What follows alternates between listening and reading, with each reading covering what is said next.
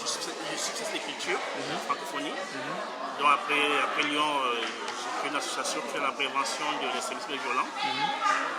Mais l'option que nous abordons, c'est l'engagement des jeunes à travers les questions de culture, d'économie et autres.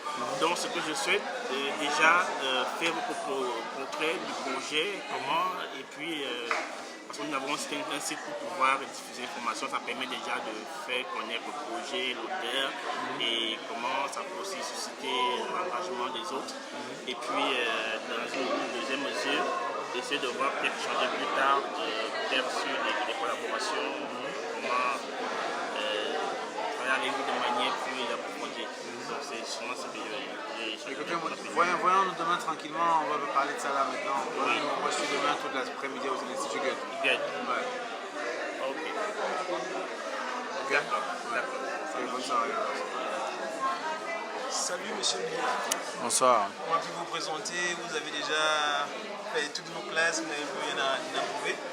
Là, nous nous retrouvons à la soirée de clôture du festival Corps et Gestes organisé par Madame Annie. Nous en sommes à la 14e édition. Comment avez-vous fait Comment avez-vous entendu parler de ce festival?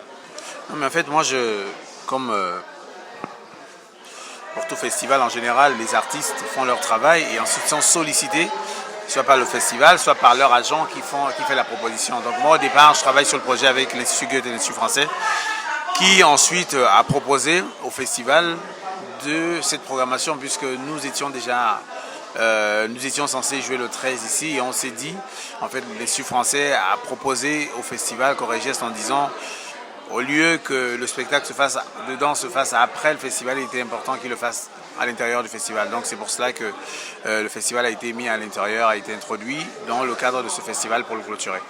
Et pour nous, on s'est dit, bah écoutez, c'est un plaisir de faire partie un peu de l'équipe de la danse qui pendant des danseurs et des danseuses qui viendront de différents pays africains pour se retrouver là et faire partie de la fête, quoi. Donc voilà, c'est un peu comme ça que ça s'est passé. Vous avez présenté au public une pépite, Bikoussi 3000. C'est un projet selon les réseaux sociaux sur lequel vous travaillez depuis plusieurs années.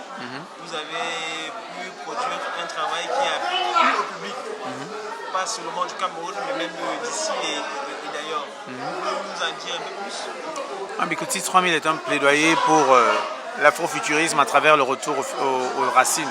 Parce qu'il n'y a pas de futur si on est déconnecté de nos racines. Et le travail sur Bikoussi 3000, c'est de tout simplement poser la réflexion sur comment est-ce qu'on a envie de construire le futur. Et la construction du futur, à mon humble avis, se fait à travers une reconnexion importante à nos racines, à nos valeurs ancestrales.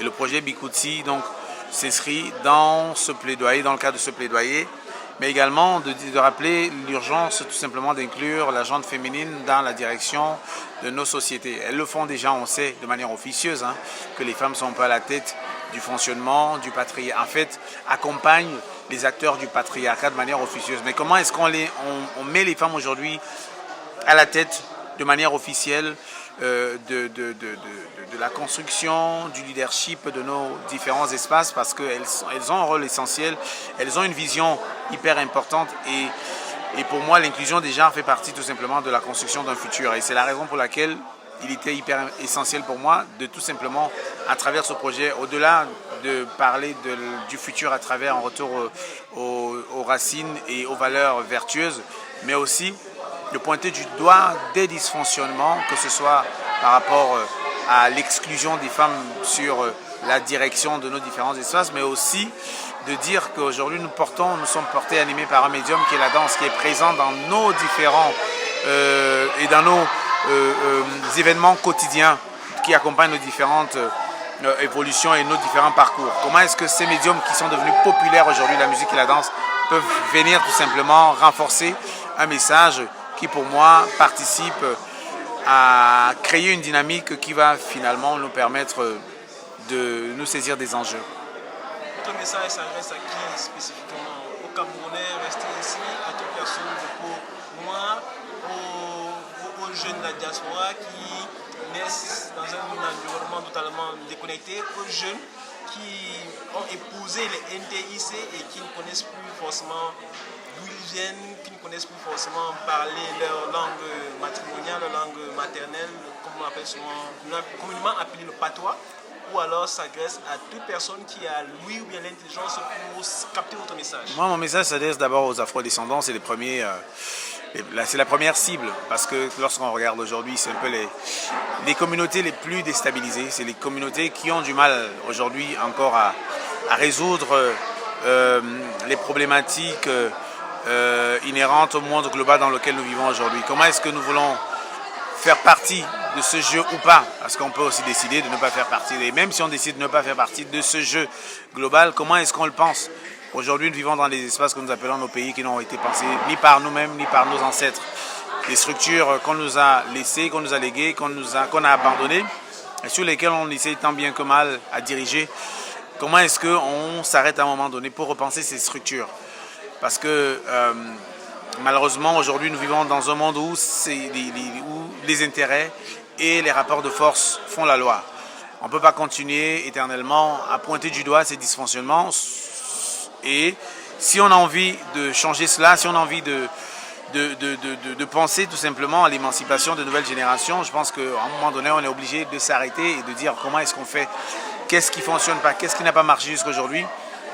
Mais surtout, comment est-ce que l'intérêt commun redevient le centre de nos différents projets? Comment est-ce qu'on met l'intérêt commun, comme ça a été le cas avec les gens qui ont donné leur vie lors des indépendances, qui savaient qu'ils allaient mourir. Ils ont dit, ouais, pour l'intérêt commun, on peut mourir. On décide de donner notre vie parce que si les nôtres ne sont pas tous heureux, on préfère nous mourir. Comment est-ce qu'on ramène ça aujourd'hui? Parce qu'on voit bien que malheureusement, tout cela a disparu et que la gestion de de ce que nous appelons nos pays, cette gestion est assez chaotique, mais tout simplement parce que nous essayons de conduire des engins que nous n'avons pas créés, auxquels nous n'avons même pas participé à la création et qui ont été pensés par d'autres pour des intérêts qui parfois ne résonnent et ne vibrent pas réellement avec ce que nous sommes. Votre message pour ceux qui vous écouteront? Mon message, mot de fin, c'est tout simplement de dire que comment est-ce qu'en tant qu'humain aujourd'hui, on arrive à vivre sans se poser la question de quelle est ma contribution, quelle est notre contribution. Parce que je pense qu'en tant que vivants, nous sommes partis, nous sommes un maillon de la chaîne. Si on nous sort de la chaîne, nous sommes insignifiants à l'échelle planétaire. Et si on nous remet dans la chaîne, c'est à partir de ce moment-là que nous avons un sens. Et dans la chaîne, quelle est notre contribution? Posons-nous la question. À partir du moment où on se posera cette question, je pense que ça change nos actions au quotidien.